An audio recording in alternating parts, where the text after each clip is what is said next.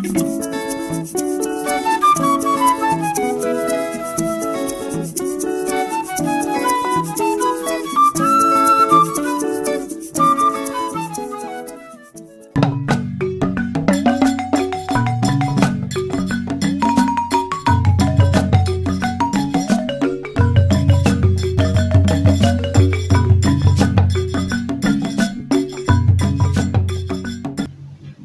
me demandez s'il est possible de divorcer lorsqu'on est marié à l'église. Moi, ça me fait un peu rire, n'est-ce pas? Parce que divorcer, en fait, c'est quoi divorcer? C'est que un acte de mariage que l'on a signé devant un officier d'état civil, que l'on décide de le déchirer.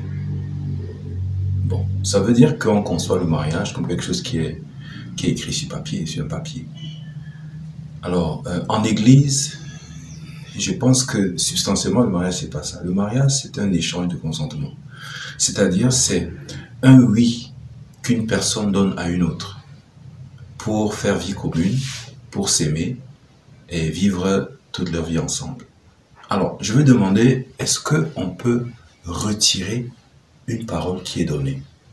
Donc, c'est en ces termes-là qu'il faudrait poser la question de savoir, est-ce qu'on peut divorcer en église? Je poserai la question de, est-ce qu'on peut retirer une parole qui a déjà été donnée? Clairement, si la parole a été sincère, c'est clair que ce sera non, on ne peut pas. Par contre, dans l'église, le mariage répond à des critères, à des conditions préalables. C'est-à-dire qu'il faut que la personne qui donne le consentement le fasse avec toute sa capacité intellectuelle, le discernement de ce qu'elle est en train de faire, et en même temps qu'elle applique sa volonté à l'acte qu'elle est en train de poser. Est-ce que j'ai bien pensé? Est-ce que j'ai tous mes sens? Est-ce que je suis libre de le faire? Est-ce qu'il n'y a pas une pression derrière moi, etc. Et ensuite, librement, je prends la décision. Et ça, c'est très important, la volonté de se marier. Alors, lorsque cette capacité de discerner et cette volonté, les deux sont appliqués à un acte comme celui de se marier, naturellement, le papier devient seulement la formalisation de ce que nous avons déjà décidé de faire ensemble. Et du coup, un véritable amour, s'il est authentique, s'il est vrai, comporte de manière intrinsèque, c'est-à-dire dans sa nature même, il comporte la dimension de la perpétuité. Et donc, et pour cela, puisque l'Église est davantage intéressée par la sincérité d'un consentement qui est donné, la vérité d'une volonté qui est manifestée, on ne peut pas parler de divorce dans l'Église, parce que, comme on le verra, comme on le voit dans le rite de mariage lui-même, hein, lorsque il a été ratifié et il a été consommé, lorsque ces deux choses-là ont eu lieu à l'intérieur d'une relation conjugale, il n'est plus possible, même pas, aucune force humaine ne peut plus s'interposer entre les conjoints qui ont décidé de se dire oui. Donc du coup, avec ça, je dirais, en toute simplicité, en toute honnêteté, que le terme de divorce dans l'Église, ça n'existe pas. Voilà ce que je pourrais dire. Alors, on pourrait ajouter, en faisant quand même des petites précisions, à dire, il peut se faire que les conditions préalables à l'échange de consentement, qui sont prévues pour que le consentement soit validement échangé, si ces conditions préalables ne sont pas réunies, alors il peut se faire que le mariage soit par lui-même nul. C'est-à-dire que ils ont échangé le consentement, peut-être, mais en réalité, les conditions qui devaient précéder cet échange de consentement n'étant pas réunies, même si on a l'impression que le mariage est valide, en réalité, il est nul.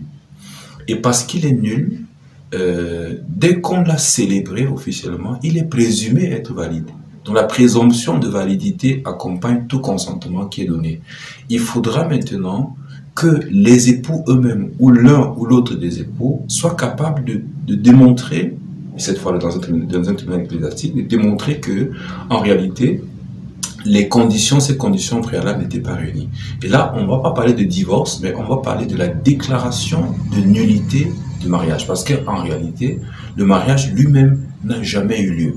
Donc on ne parlera pas de divorce, parce que ça n'existe pas, mais de la déclaration de nullité d'un consentement qui n'a jamais été véritablement validé. Là, on peut aussi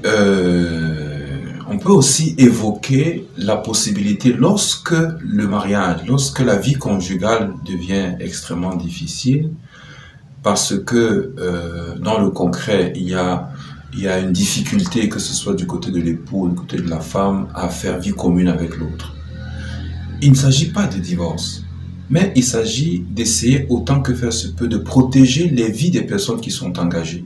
Alors pour le faire, il est bon de les séparer. On parle d'une séparation, mais on dit en latin separatio manente vincolo, c'est-à-dire la séparation pendant que le lien y demeure. Donc en réalité, l'union conjugale, l'union matrimoniale n'est pas détruite, mais la disposition pastorale pratique est prise pour séparer les époux afin de leur permettre de prendre conscience du danger qu'ils sont en train de courir et que à la fin, ils puissent retrouver le chemin de la vie commune. Voilà un peu, mais ça, ce n'est pas le divorce. C'est une séparation qui permet à chacun des couples de réfléchir sur le sens de son engagement afin qu'éventuellement, ils puissent être réunis pour que l'unité et l'union conjugale qui est l'idéal, qui est le désir de tout pasteur, de toute l'Église tout entière, qui soit maintenu.